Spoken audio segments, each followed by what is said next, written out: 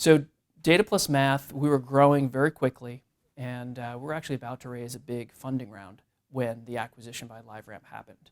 So the acquisition by LiveRamp, in a way, is just funding our growth. Now we're part of LiveRamp. We're wholly owned by LiveRamp. And being part of LiveRamp, it also comes with a lot of added benefits. LiveRamp has really the best identity layer out there. I think most people would agree with that statement. And it allows data plus math to really tie into that identity layer. That identity layer is key for what we do. We were partners with LiveRamp prior to the acquisition. It allows us to tie together all those exposures that are happening across the different screens to get like a whole household view of the viewership that's happening within a household, right?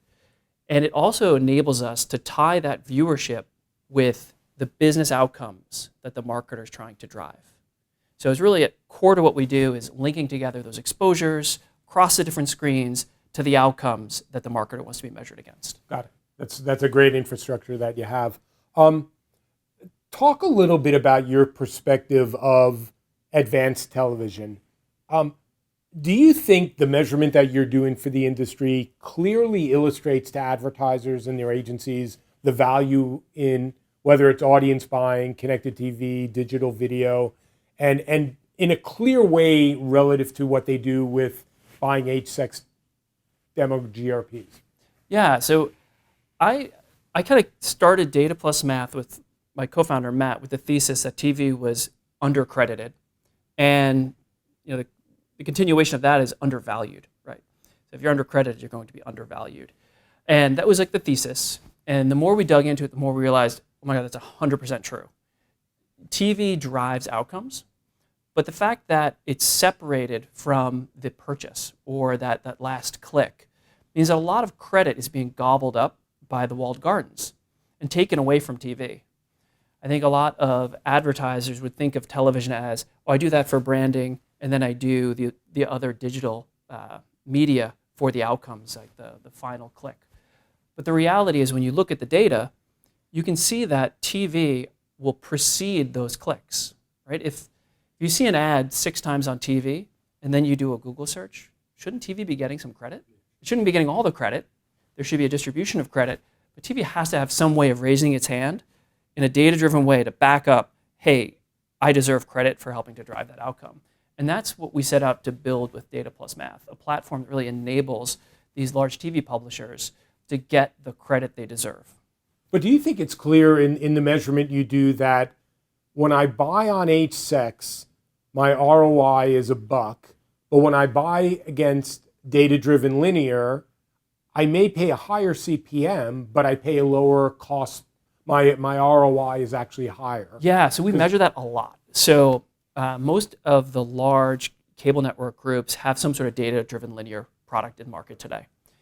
And when people think of attribution, oftentimes they think of that we're just measuring the performance of maybe a network or a program, like how did Network X do at driving this outcome? But that's only part of the story. We certainly measure the performance of networks or day parts or network day part combinations. We also measure the performances of audiences, right? So we can look at the data-driven buy against the traditional Nielsen buy, because most oftentimes the data-driven linear buy is a portion of the buy, but there's also a traditional buy that's running at the same time.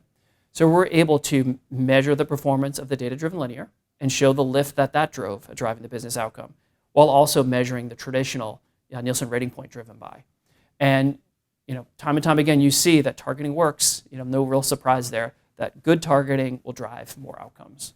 Got it. And do you think that message is clear to advertisers, or do they ever get spooked out that the agency may be asking them to pay a higher cost per thousand on an audience than on H-sex?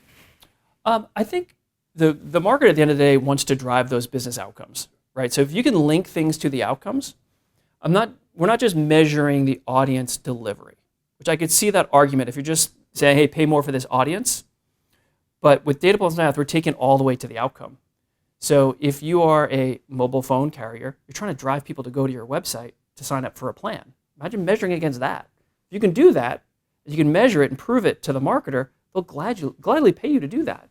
That's what they're doing with the walled gardens. Or if you're a quick serve restaurant, if you could really point to data that shows that running data-driven linear, targeted at a particular audience will drive more people to go to your restaurant, they will pay you more money for it because they're getting the outcomes that they want to get. Got it. Got it. Last question. What's on your roadmap? What do you hope to accomplish in the next 12 months? Yeah.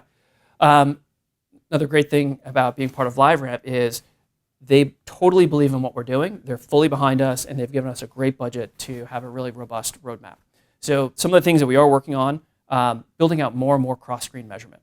We already today measure the full episode players for most of the network families, but we really want to be viewed as a cross-screen currency that they can use to sell.